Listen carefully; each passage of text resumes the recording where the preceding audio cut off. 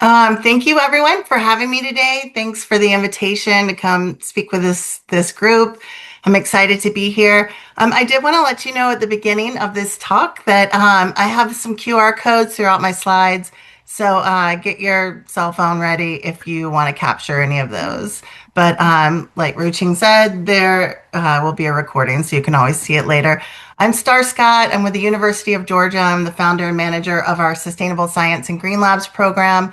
I also serve on the national board for the International Institute for Sustainable Laboratories. And I'm really excited to be here with y'all today to talk about sustainability and the scientific process.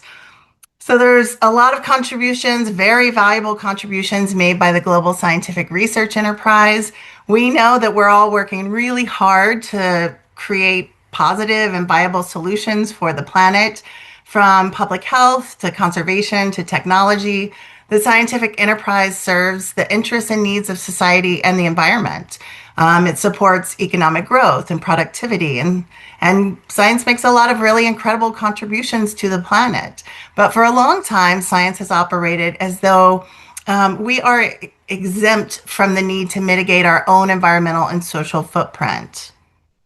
And scientific operations do have a significant carbon footprint, as well as many other environmental and social impacts, many of which are actually contributing to the exact same problems that we are working so hard to solve. So it can become very paradoxical. And it's well documented that emissions and pollution from operations are a contributing cause to environmental and social problems. So my presentation for you today is just going to start with a really brief overview of the current impact of scientific operations, sort of the why behind what we're doing. And then we're going to talk about some ways to help mitigate those impacts and what we've done at the University of Georgia to support this. So to begin defining the impact of scientific research operations, we got to start at our facilities. We know there are many aspects of high-tech research facilities that have environmental and social impacts. So buildings generate nearly 40% of annual global CO2 emissions, and the built environment is responsible for more greenhouse gas emissions than any other sector of the economy. That's more than transportation, more than agriculture, more than industry. And building operations themselves are responsible for 28% of total annual global CO2 emissions. So that's that's a big piece of what we need to address. And then when we look inside the building at our lab levels, we know our lab spaces are extremely resource intense spaces. So the average research lab is, consuming 10 to 20 times the resources of an office or a classroom, and generating an estimated 25 times the waste or more, depending on, what type of lab it is.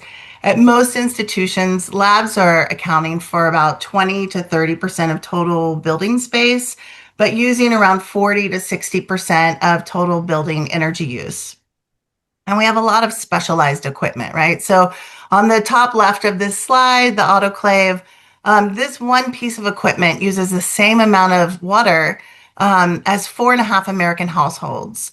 So that's for one autoclave, and that's if it's functioning properly. And if it's not functioning properly, it can actually waste 2.6 million gallons of water a year. So our in-lab equipment has a massive impact as well. When we look downstream at our waste streams, we generate a lot of waste. So obviously nitrile gloves, we've got biohazardous waste, hazardous waste, radiological waste. A lot of everything's wrapped in plastic film, of course. We have a lot of plastic waste, single-use plastic waste, EPS foam coolers, aka styrofoam coolers, and ice packs.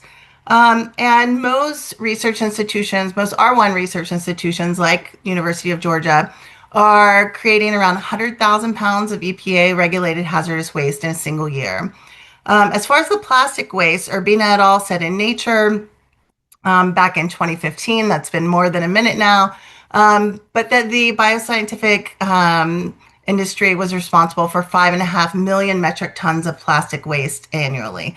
So that was equivalent to 67 cruise ships, which that's massive. But also we know this is a older statistic, and we also know that our engagement of single-use plastics in the lab has really skyrocketed since then. So it's likely much higher than that. For those who are doing computational work, we know the environmental costs of computer cloud storage and data centers are huge and rising. The entire cloud has a greater carbon footprint than the entire airline industry. So that kind of puts it in perspective. And a single data center is using the same amount of electricity as 50,000 American homes or more. The US right now, we have about 5,400 data centers online. We have about the same amount coming online, either in the building or proposal process right now.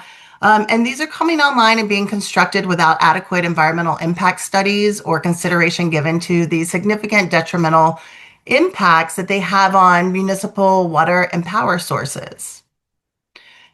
We also know there's a lot of carbon impact studies out there. There's one for every sector that exists. This is a study conducted by the nonprofit My Green Lab, which found that for biotech and pharma, scope 3, which are all of our purchased goods and services, that they are 5 times higher than scopes 1 and 2 combined.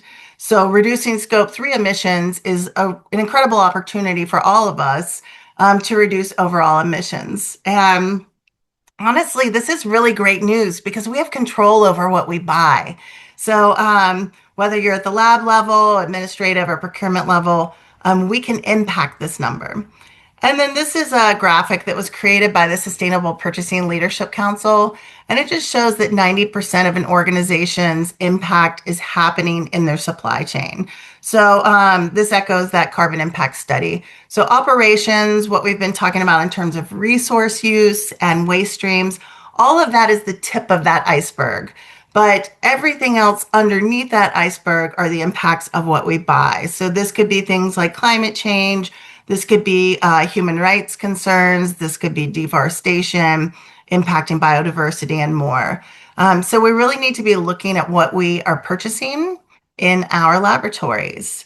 Okay, so that is like the quickest overview ever of kind of the why behind our actions here. But I think the next step is really to share with you the framing that we use for our initiatives. And if you've ever seen me talk before, you know that I almost always start here with this slide with the concept of interconnectedness. So I am an ecologist by training, and we are all mutually dependent. Everything on the planet is linked in a vast web of relationships. And action in one place can affect ecosystems and communities halfway around the planet. So this concept must remain at the heart of the work that we do, and we must never lose sight of that. So every supply that enters our lab has a story of how it impacted a community and an ecosystem somewhere. And every waste stream that leaves our lab, it also has a story of how it impacts a community and an ecosystem. So we have to remember there is no away. So when we throw something away, it goes somewhere and it impacts a community or an environment. We also have to remember that as scientists and researchers, that we carry almost all of the benefit of our operations and very little of the associated burden. So today, if you get one thing out of my presentation, I just really want to encourage you to expand the way you think about your own practices, to explore kind of further along that value chain, to think more upstream and more downstream considerations, and also to consider the interconnectedness of your work and allow that to remain at the heart of the work that you do. So another way we root this interconnectedness is by remembering the 3 foundational pillars of sustainability, people, planet, profits, or as represented here, nature, society, economy. And then also, of course, through the UN 17 Sustainable Development Goals, which are that call for action by all countries, rich, poor, middle income, to promote prosperity while protecting the planet. So they have to be applied like a multi-layered cake. And they recognize that in order to accomplish one of the goals, it has to go hand in hand with strategies that feed and support other goals. So all these things have to come together simultaneously in order to be sustainable. And also, sustainability efforts have historically focused on environmental sustainability and reducing environmental impact and making those actions economically viable. But in order to have true balance and sustainability, we also have to consider people and equity. Okay, so this framing has really led us to the heart of the UGA Sustainable Science and Green Labs program. And we have this desire to redefine what does it mean to do good science? So it's always been about rigor and reproducibility and hopefully bringing in adequate funding for your science. But we want to make the case that doing good science also includes sustainability. So, can we look inward at our own scientific operations and reduce any unintended negative impacts while still making positive scientific contributions? Can we, in effect, walk the walk and not just talk the talk? And I guess, like, at the heart of this is kind of this idea of, as scientists, we're data based individuals. So, how can we convince others to act based on data if we are not willing to act based on data? So, I just want to invite you to question and maybe reimagine your own practices through the lens of sustainable science. Now, the University of Georgia is the oldest public higher ed institution in the country. And the UGA Sustainable Science and Green Labs, we're here to serve UGA's research community. So, as researchers, we're highly focused on our subject matter, and most of us don't have the bandwidth to research every facet of our operations, whether that's equipment or consumables or even methods or processes. And that's where our program comes in. So we provide our researchers with data about operations, about equipment, about consumables to help guide them in this capacity. Now, our program was created by scientists for scientists in 2016. We have a conservative annual savings of $189,000. And we're currently focused on resource conservation, waste diversion, and sustainable procurement. And we have 1,900 labs on our main campus. We've also recently begun to support some of our other campuses as well. Okay, so at UGA, we have three primary categories for inquiry and action, which are based off of this framework. You can actually read more about this framework through this QR code, and I hope you will. It's very interesting. The three categories are upstream, in lab, and downstream. And this just helps us to organize our approach in this way so we can easily view our impact in each area. But also, we use this structure for reporting, we use this for outreach, we use this for campus collaborations, identifying key stakeholders who intersect with each part of these our program. So, upstream is going to be processes or actions that have occurred outside of the lab, but prior to the implementation of scientific research. So these are things like procurement and policy. The next category is in lab.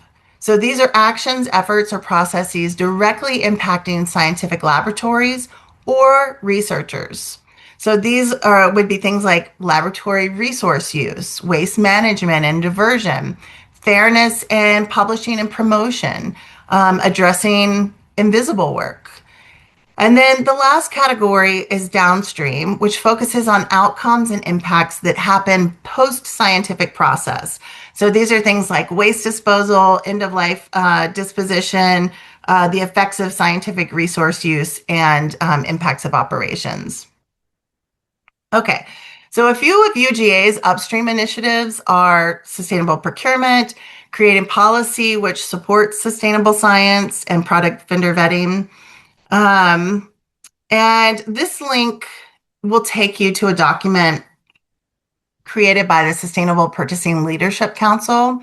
And it supports the sustainable procurement of laboratory supplies and services. So this document offers a great jump off point, whether you're at the lab level, administrative level, or procurement level. And it has guidance literally for all of those levels, regardless of where you're at in your institution. If you're a member, it's free, but if you're not, it's a very nominal fee. It's like $99, and it is a wealth of information. Our team also focuses a lot on policy. So creating policy can engineer out hard to recycle items from ever coming onto our campus to begin with, such as styrofoam coolers. And it can also help us avoid purchasing products created using forced labor. So avoiding those products, it protects our institution. It protects us from legal, financial, reputational risk. It ensures compliance with trade laws. It prevents supply chain disruptions. It supports fair market competition. And it also, most importantly, aligns with our institution's commitment to ethical and responsible operations. So now I just want to share an example with you of how we are looking upstream towards sustainable procurement to improve the sustainability of a very commonly used laboratory product, nitrile gloves. So this is by far our most commonly purchased lab consumable, and it probably is for you too. It is for most research institutions. We know the nitrile gloves are critical PPE, they're chemical resistant, they allow us to have great dexterity in the labs, and we use a lot of them in the research enterprise. So the US leads demand for nitrile gloves, followed by the UK and Europe. About 370 billion nitrile gloves are used annually. Right now at UGA, we pay around 30 cents per pair of gloves. And Malaysia is hands down the world leader in glove manufacturing and caters to more than 70% of total global demand. So the US, again, is the number one customer, and Malaysia supplies over two-thirds of the nitrile gloves that come into the US. Okay, and though we're paying about 30 cents per pair of gloves right now, this doesn't even begin to reflect the true cost of nitrile gloves. So there are a lot of aspects of the nitrile glove life cycle that require our attention. The raw materials used, the fuel used for manufacturing, the labor, the disposal. For today's talk, I just really want to focus on the labor that goes into them, though I do want to point out that the fuel used in the manufacturing of nitrile gloves is palm kernel. And if you have any knowledge of conflict palm oil, you know that that topic alone could fill its own presentation, as conflict palm oil is destroying the Lucier ecosystem, which is a critical ecosystem for the health of the entire planet. So right now, more than 30,000 migrant workers from Myanmar, Indonesia, and Vietnam are working in Malaysia's glove industry. These workers are in debt bondage. They actually pay up to 5,000 US dollars for the opportunity to work in one of these glove factories. And this, in effect, traps them in these jobs. It takes years to pay off this initial debt. They're working 12-hour shifts, 7 days a week. They get one day off a month. They're forced to live in a dorm on site. Their passports are confiscated. It's 100 degrees on the factory floor, and they can't get sick leave. If they see a doctor, they have to see the factory doctor who never finds anything wrong. This problem is so pervasive that U.S. Customs and Border Protection has issued 8 withhold release orders over the past 5 years, targeting the 2 largest glove manufacturers in Malaysia.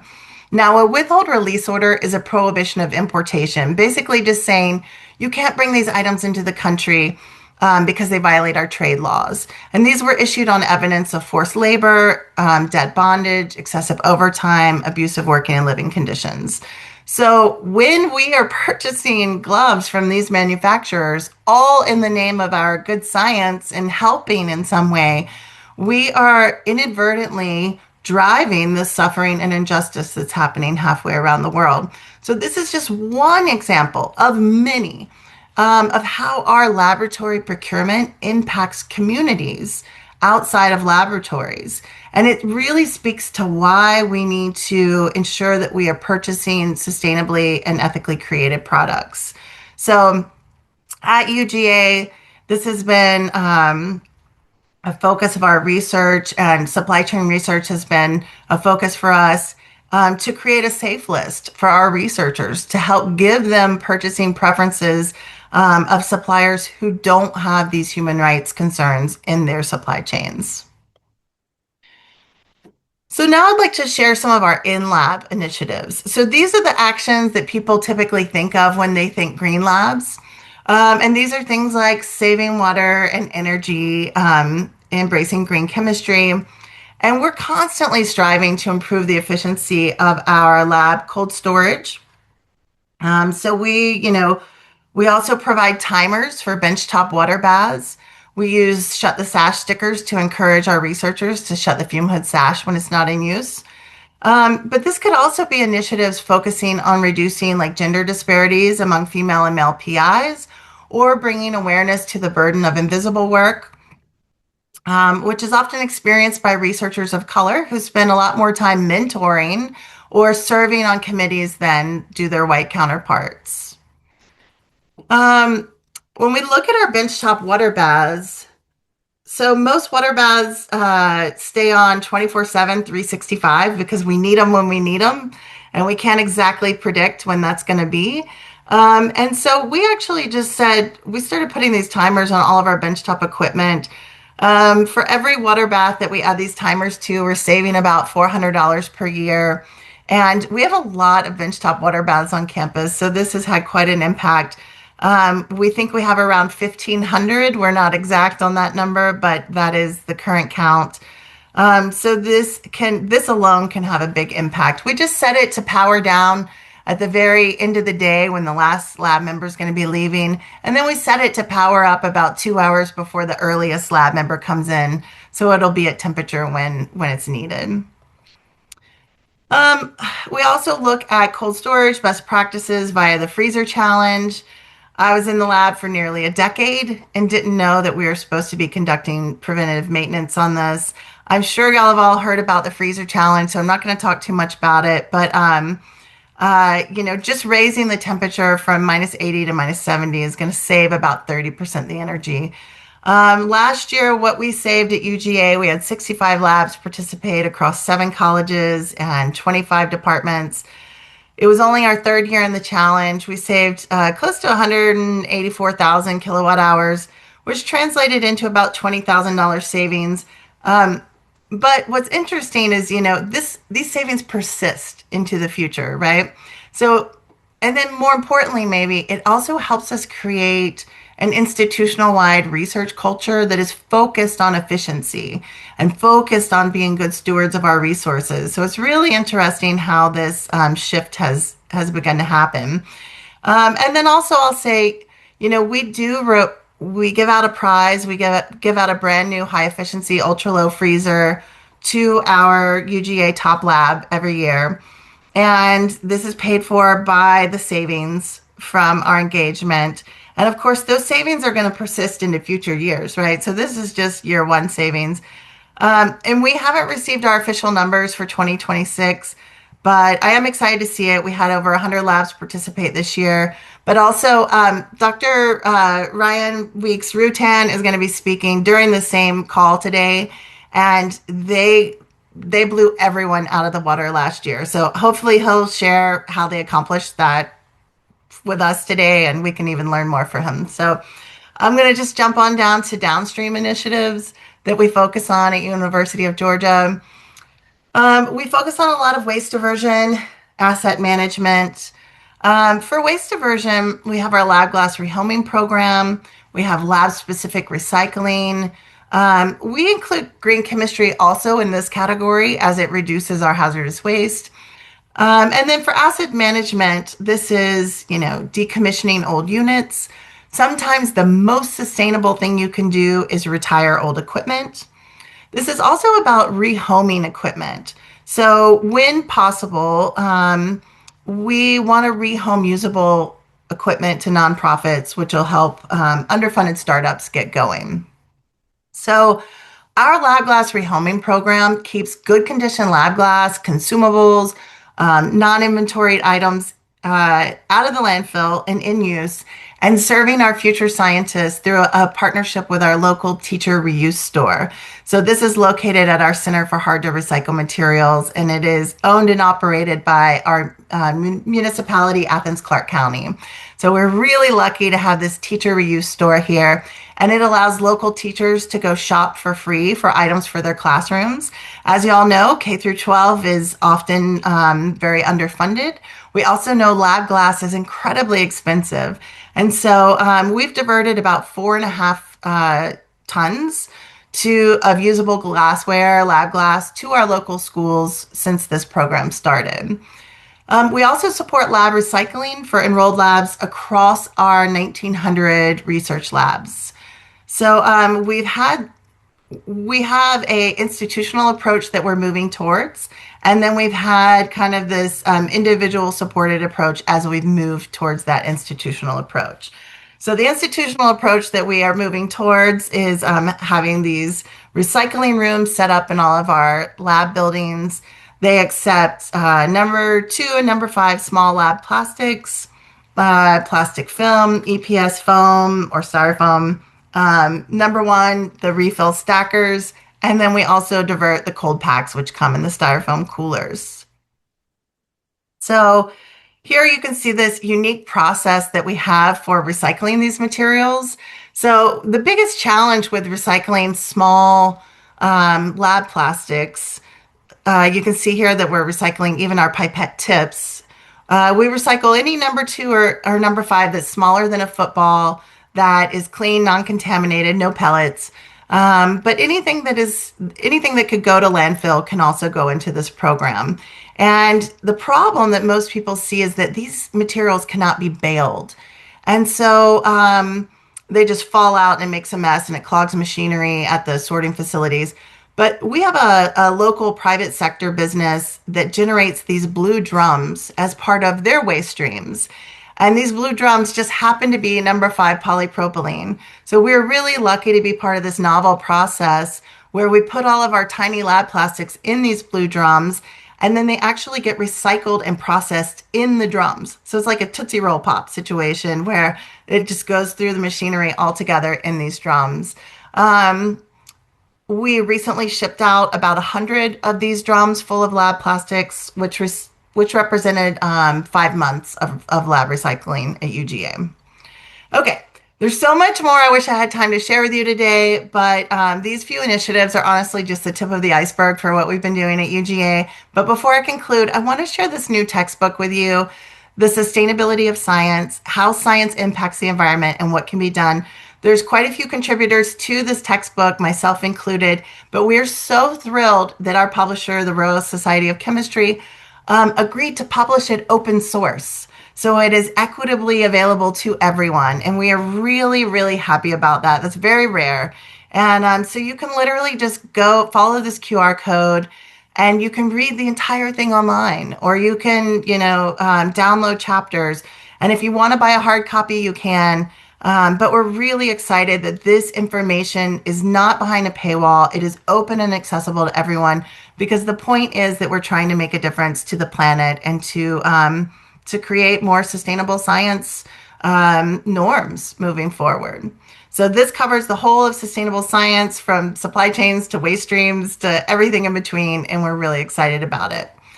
And then finally, the last 2 QR codes here. One goes to my website, and we're happy to share any information or any process that we have with you. We are a state-funded institution. We serve the public as well. And so if there's anything that we can help you get started with, we will. And then this other QR code on the bottom right, this goes to the International Institute for Sustainable Laboratories website. Also a wealth of information, an incredible community. If you're able to come join, we have a lot of free offerings, a lot of free resources. We have Education Week. So even if you can't come to our annual conference, we do have, virtual offerings too. So we'll hope that we will see you there.